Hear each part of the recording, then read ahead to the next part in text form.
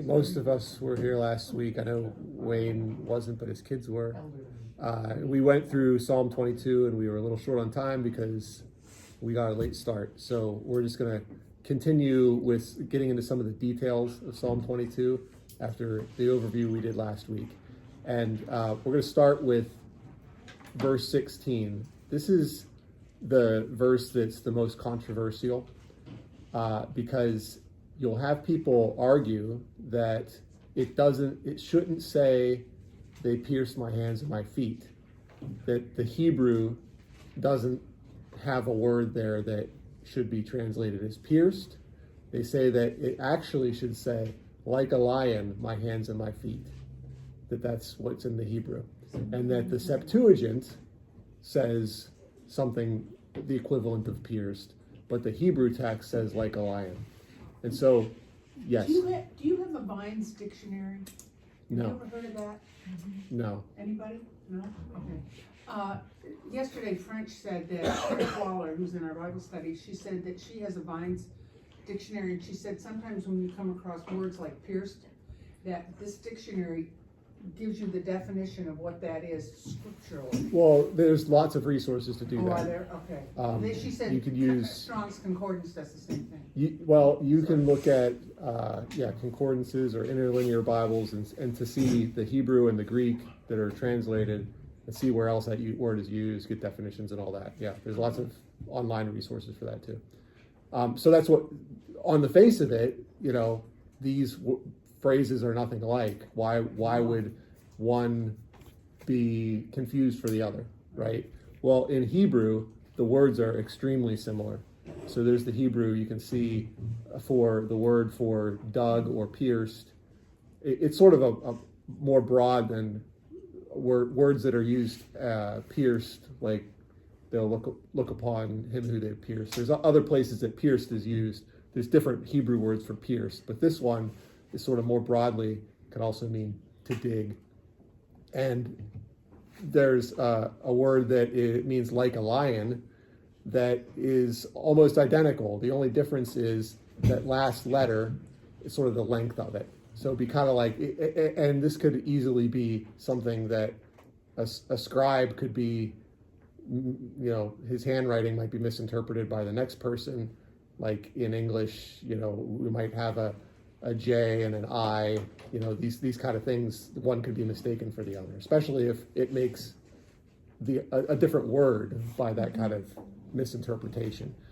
So, Hebrew's read from right to left. Yeah. So that's why I've got it highlighted there to kind of show where the difference is. So is there anything to this? Because the Hebrew texts that we have are, we think Hebrew is the original language, but the line of texts that we have, the Masoretic texts, are kind of late. They're from, the earliest ones that we have extant are from about 1000 AD, and the texts themselves are kind of dated to the 800s or so. So they're not ancient, right? The line of Hebrew texts that we don't have Hebrew texts generally, at least before the Dead Sea Scrolls were discovered. We don't have 2,000 plus year old versions of Hebrew text. So we can look at other witnesses, like how were these translated into other languages.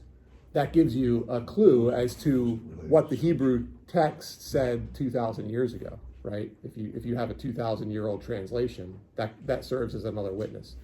So if you look at the Greek, commonly known as the Septuagint, which was translated even before Jesus was born, the Hebrew texts were translated into Greek, and this passage has a Greek word for they dug or dug.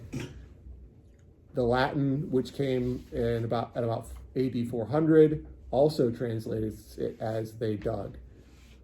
I'm not going to bother trying to pronounce these words because what's the point? They don't look familiar. Yeah. When you first said, now I'd never heard that it pierced was like a lion, but what first popped up in my head, now it's a little unorthodox, was that lions only use piercing right to kill things. They only have claws and teeth. Right. So So- it kind so of is like, well, moot point. Are you describing, when you say someone is like a lion, are you Right. saying they're stealthy and like when would they use that term like a lion if they weren't necessarily talking about Right. what a lion does, which is pierce It- things? Go Okay. in for the kill? So it does, yeah. Yeah. Which can Like only what have what might they piercing- do to your only hands and piercing feet? tools. What might they do to your hands and feet? Right. Bite them, Pierce them. you know, scratch at them, maul them, and even so. I was going to get there eventually. Sorry. That's okay. It's a great point because so you have this whole psalm we went through last week that has all these details that sound like it's describing Christ on the cross, and then you'll have this one word that say anti-missionary types, whether they be Jewish or just atheist type, anti-Christian, and they'll say, "Oh, that doesn't even say pierce," as if that means the whole psalm is just not about Jesus at all, because it actually says like a lion. But even if it did, so this is why I think this was not an intentional corruption of the Hebrew text, but just a scribal misinterpretation, a handwriting issue. Because if you were going to try to corrupt the text to not describe the crucifixion, substituting a word that could mean pierced for a word that has something to do with a lion wouldn't be a very good strategy, because the meaning still really comes through. Is there a chance that like a lion was used to describe like the action of pierce? Like, did they use that word? The problem, another problem with the like a lion paradigm is that there's no verb. This is not a complete sentence, so it's sort of incoherent. Like a lion, my hands and my feet.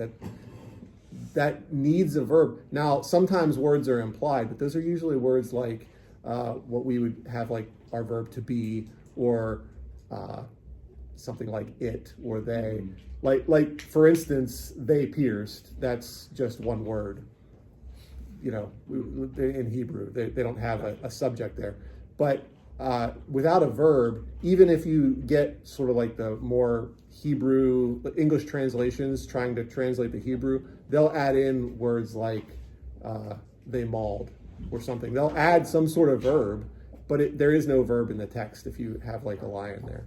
So on the one hand, it really doesn't change the meaning. If you go, well, what would a lion do to your hands and feet? Yeah, probably something like a nail wound, if it, or when more. I see that like a lion, I think of like they pounce and Yeah. claws extended and Yeah, you're done. Yeah. yeah, but this is something that, like, if you bring up Psalm 22, if you get somebody who thinks they know something, they'll jump on this verse, they'll pounce on this verse and say that this is all, that this was a Christian corruption, that Christians changed Psalm 22 to make it sound more messianic, but it's really backwards. It's not, again, I don't think there's evidence that this was an intentional corruption of the Hebrew, like an anti-Christian change. It's probably just a handwriting thing. You have a bottleneck of the Hebrew texts. You had after the destruction of the temple, you had a very small number of Masoretic, what became the Masoretic texts were, compared to the Greek texts, which were distributed all over the world. This was kind of like you only had a few of these Hebrew texts, and so a small corruption could become dominant. Whereas if you have like a Greek scribe transcribe something incorrectly, well, you have all these other kind of families, and you can cross compare, and it's less likely to become the dominant one. I can't believe a typo, let's call it a typo, Yeah. the extension of that symbol. Well, the dead. Or actually the shortening of it. The shortening. Yeah. I mean, the Dead Sea extension Scrolls of the says one in Vav. There, Lou. I'm sorry. What? We'll get there. Oh, I'm sorry. I didn't mean to jump ahead. Okay, and then I jumped ahead a little bit. So not just the Greek and the Latin, which are what's most familiar to us, but other early translations into like Syriac, or that we've heard of, like the Ethiopian Bible. Like, there are other languages that had early translations, and they all say something like dug or pierced. And then even the Masoretic texts, there's a minority of them that still say pierced. So you have like all these different witnesses. It's not unanimous and certain that the Hebrew said like a lion. Even the Hebrew texts that we have are divided on that, at least somewhat. And then all of the other translations that go, back close to 2,000 years, they all say something like dug or pierced. Again, what is Masoretic? That's the Hebrew. Like when our Bibles are translated from Hebrew texts, all that we have left are the Masoretic texts. The Masoretes were effectively the successors to the Pharisees.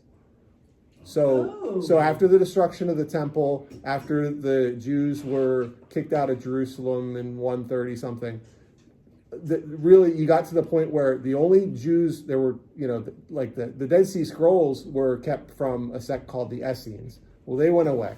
They ceased to exist. The Sadducees fell away after the temple. All that you really had left were, for Jewish sects, were the Pharisees and Christians. And so you get the Pharisees went on to become what we call rabbinic Jews. They wrote the Talmud. They wrote down, their traditions. They were anti-Christian, right? But they also they were the keepers of the Hebrew texts. So the Hebrew texts that we have, the oldest ones we have are from many centuries later, but they're called the Masoretic texts. And that's where we get, like, if you recall when we talked about the timelines in Genesis 5 and 11 and how old was Adam and all these people, that the differences come in. Our Bibles have what numbers are in the Masoretic text. With those, I think, are an actual intentional corruption, because you couldn't accidentally take 100 off of all these generations, and the witnesses favor, just like this, the witnesses from 2,000 years ago all favor that the Hebrew used to have the larger numbers. And so that's one that looks deliberate. This looks like a typo to me, effectively, like you say. But you have people who will use that to try to undermine the meaning of the whole psalm, which doesn't even make sense, because like you say, even if you allowed it to be some comparison to a lion, lions bite and scratch and make holes in you, right? Yeah. Thank you for that. That just really clears this head. So it's good, and the English translators in this case did this. When they're translating, they generally use the Hebrew, the Masoretic text, as their source. And so if people tell you that, oh, the Bible's been translated so many times, and they try to compare it to the telephone game, that's not true. It's only translated once, from the original language to whatever language it's translating into. So as like a general rule, when translating in our English Bibles, you look first primarily at the Hebrew. But there are times with situations like this where you can look at these other witnesses to kind of confirm what the Hebrew says. And so that's why our English Bibles say pierced, because the Greek, the Latin, the Syriac, the Ethiopic, they all say dug or pierced. So they rightly kind of correct what is recognized to be a corruption in the Masoretic text. What looks like an unintentional corruption. Unfortunately, they didn't do the same thing with those dates in Genesis 5 and 11. I wish that our English Bibles would have the proper dates, because they're true. Or a footnote. Yeah, right. At least let people know that this is possible, or that this is an issue. A lot of people reading English Bibles don't even know that there's a controversy about those dates. But that's another topic. For another time. Yeah, which we've talked about before, but it does have important implications, because when you look at, just as an example, when were the pyramids written, or when were the pyramids built? Was it before the flood or after the flood? And depending on what timeline you use, it's a real problem for people who use our English Bibles that apparently the pyramids and the Sphinx were built before the flood, but that's not true.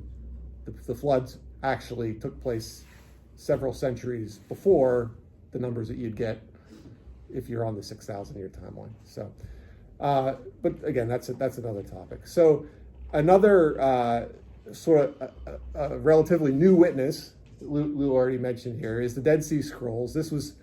these were discovered in 1947, beginning with the Qumran scrolls. There, you have on the map there the different 7 locations where these ancient scrolls have been discovered, and they're dated to about the 1st century. So these, unlike our Masoretic texts that only go back about 1,000 years, these go back 2,000 years.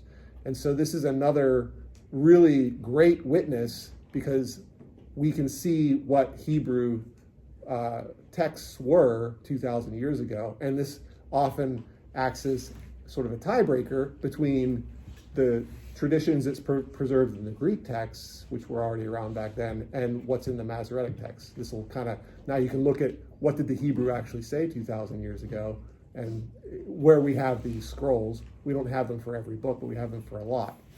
So the most well-known findings were in the Qumran cave, and that didn't include the section from Psalm 22 that we're talking about, so it's no help, right? But a few years later, in this other cave that's towards the south there, Nahal Hever, or something like that, also called the Cave of Letters, another scroll was discovered that contained Psalm 22, and it had a little bit of an alternate spelling. It doesn't have the second letter, which is an Aleph, which is like our letter A, but it's an alternate spelling, just like a lot of words in English. There's more than But one way to was spell big it. and pierced. But it definitely has, the vowel at the end that would say karu, not kari. So there we have it. We have Hebrew solved, text or- from 2,000 years ago that's consistent with all of the things that were translated around that time. So really, there's by the testimony of 2 or 3 witnesses, a matter is established. And we have multiple witnesses saying that this word was originally dug or pierced. Just to see the word like a lion in context elsewhere in Scripture, in Isaiah 38, you see it right in the center there. I just thought it was kind of ironic because here, this is used in a series of, you can see like a shepherd's tent, like a weaver, like a lion, like a crane or swallow, like a dove. And the one that goes with like a lion goes on to say, so he breaks all my bones. And it's just sort of ironic because in Psalm 22, right after it says, supposedly, like a lion, my hands and my feet, I can count all my bones, which is normally interpreted to mean his bones aren't broken, right? Because Christ didn't have his bones Right. broken on the cross, whereas the other men crucified that day did.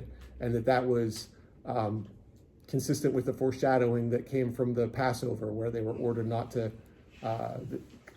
break any of the Passover lamb's bones. And so I just thought it was kind of ironic that the other use, or this other use of this term, like a lion, had the thing about breaking all the bones right after it.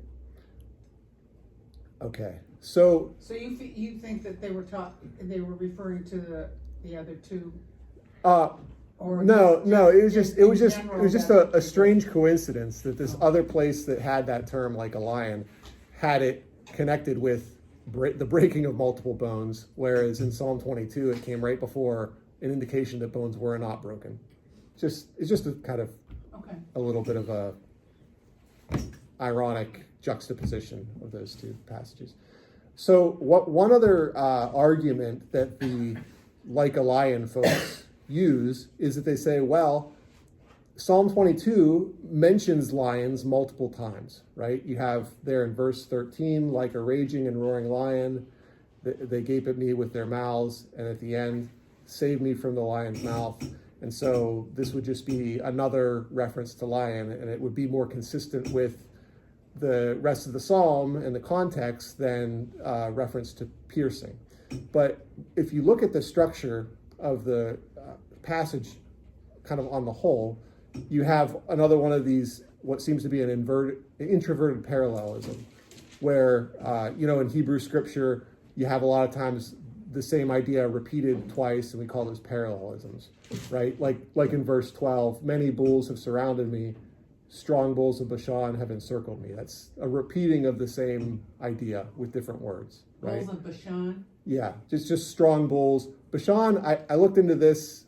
Bashan was apparently a region. That's where modern Syria is. It's like sometimes it's part of Israel, sometimes it isn't. Depends on the time period. But it's sort of northeast of Israel, where Syria is today. Okay. But they were known to have these strong, aggressive, I think, herds there. So that's a reference to enemies, aggressive enemies, right? Now, last week, someone said, well, how does the strong bulls of Bashan relate to the Messiah? And I didn't know. And I was thinking about it a lot this week. And I think I've come up with something where, because I was looking at the other symbols here, we talked about the lion is often like a symbol for authority, like a king, like, the lion of the tribe of Judah. And dogs is used as a pejorative for Gentiles. And so I thought, well, what do bulls represent elsewhere in Scripture? And if you recall, when we were talking about the Gospels and those four faces that are on the creatures surrounding God's throne and how they correspond, that we connected the ox with servant role, or sometimes like a priestly role, and that's corresponds to the Gospel of Mark, which begins with Christ's baptism.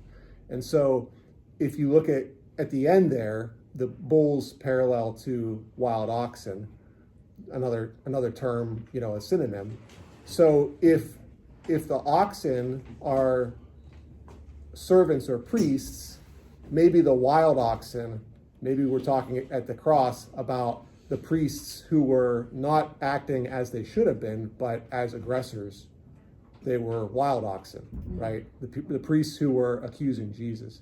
So now you have here both the Gentiles, the Romans, and Pilate, who would be like maybe the lion here, and then also the hostile Jews, who, especially the priesthood, the Sanhedrin and the Pharisees, as the wild oxen, who were, not acting as a normal oxen, but acting wildly because they were not acting in the way they should have in their role.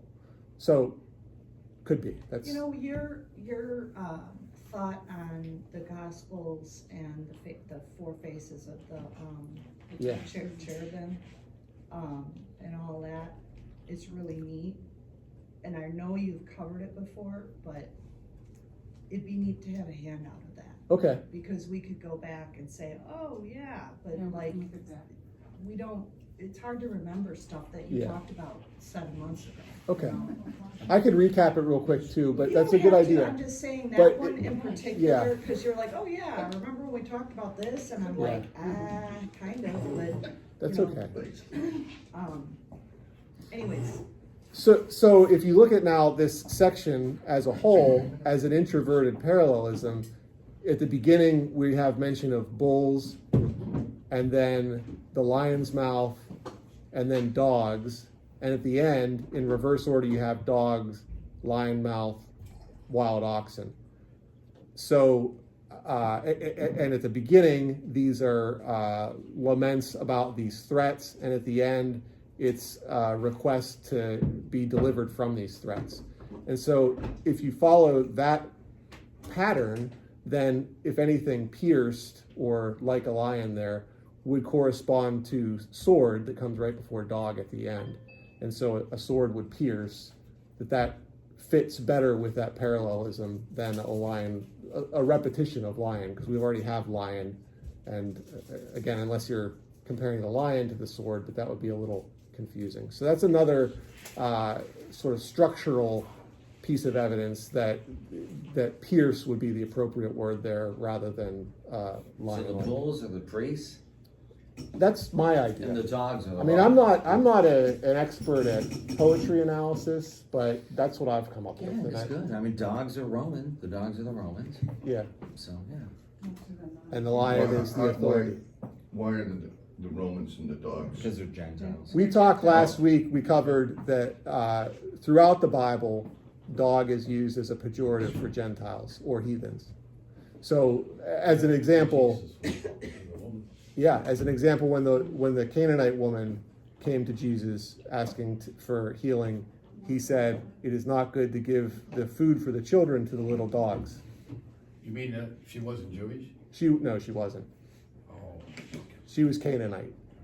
So, and there were other examples. We went over it last week and stuff too. That was a common Jewish sort of a slur for heathens or Gentiles, but those are synonyms also. See, when you go drive the bus, you miss a lot. Yeah. It's In close. particular, Gentiles in the context of being sinful.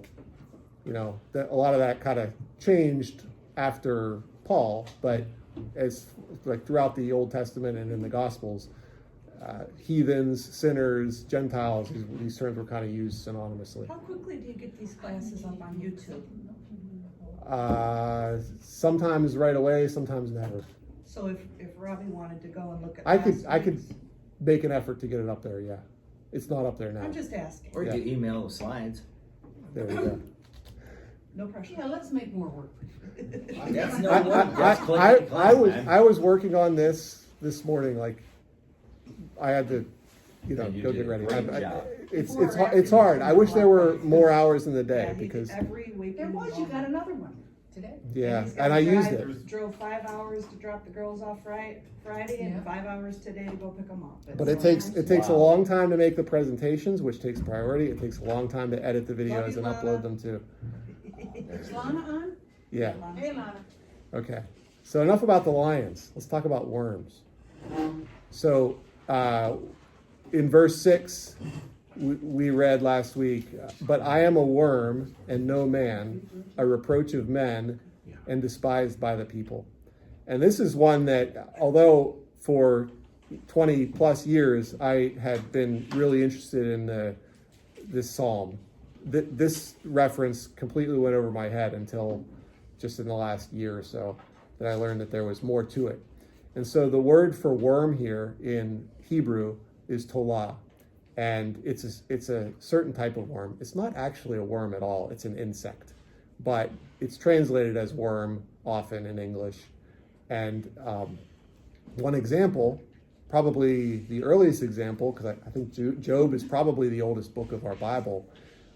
One of Job's misguided friends says, let's see, where should we? Let's just read the whole thing to get the context. He says, "Dominion and fear belong to him. He makes peace in his high places. Is there any number to his armies? Upon whom does his light not rise? How then can man be righteous before God? Or how can he be pure who is born of a woman? If even the moon does not shine and the stars are not pure in his sight, how much less man who is a maggot and a son of man who is a worm?"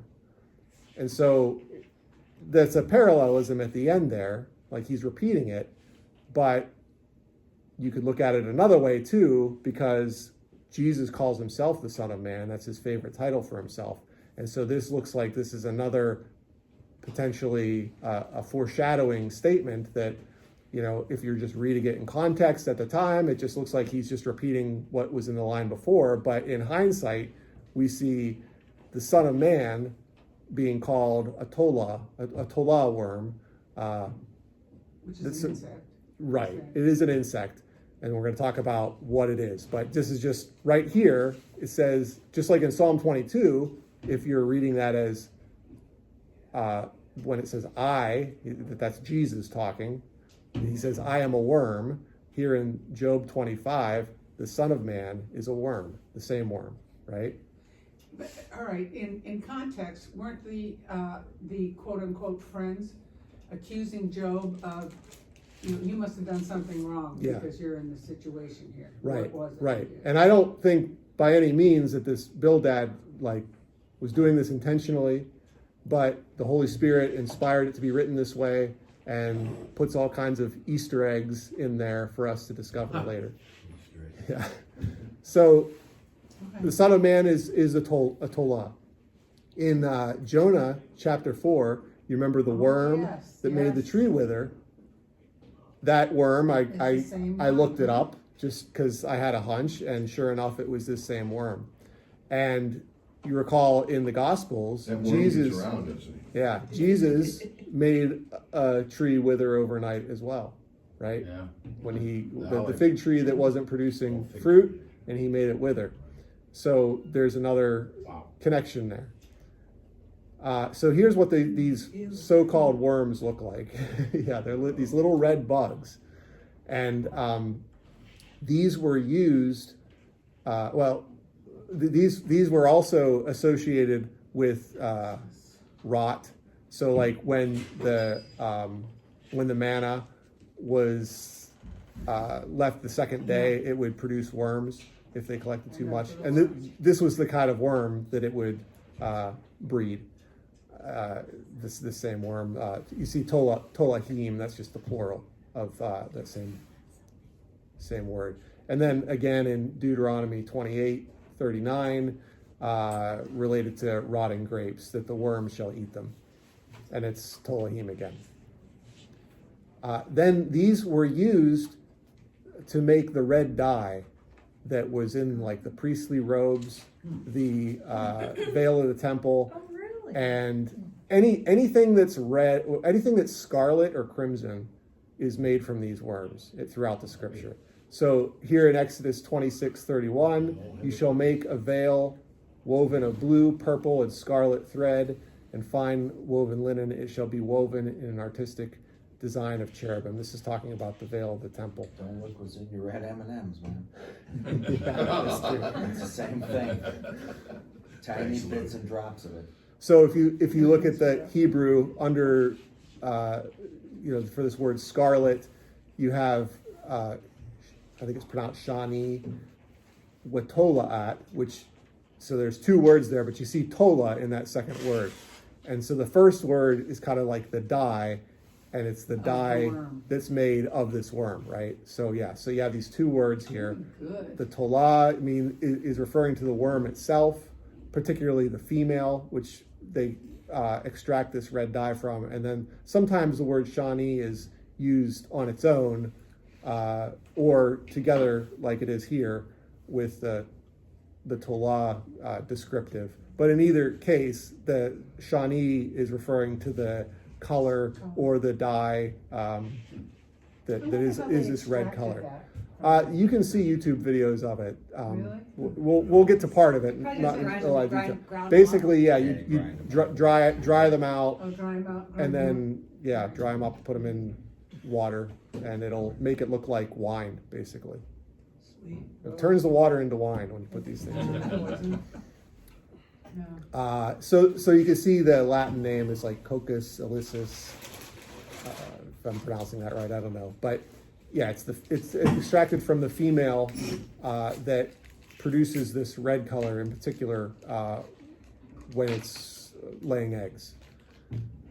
So we'll sort of look at that in more detail in a few minutes. So the scarlet cord that Rahab hung outside her window was this same word, shani, which means it was dyed with this red color from these tola worms.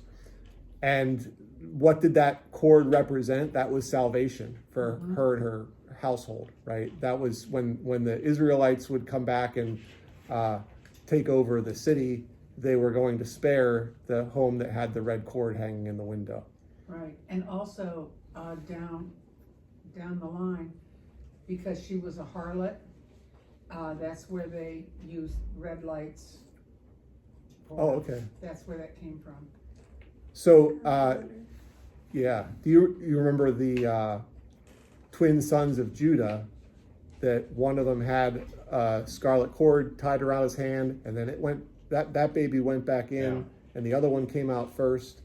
The one that was starting to come out was named Perez, which is the Hebrew word for breach. And then the one that ended up coming out first instead was Zerah, which is the Hebrew word for seed. We've seen that in some other lessons too.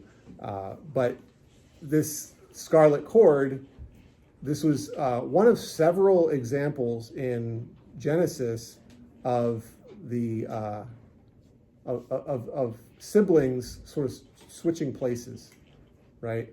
So we have, I actually get this story mixed up with Jacob and Esau, where Jacob grabbed at Esau's heel when he was born. So they're similar stories, and it's easy to kind of get them confused. There's all these stories about twins and siblings, and one taking the place of the other, and one receiving the other's blessing.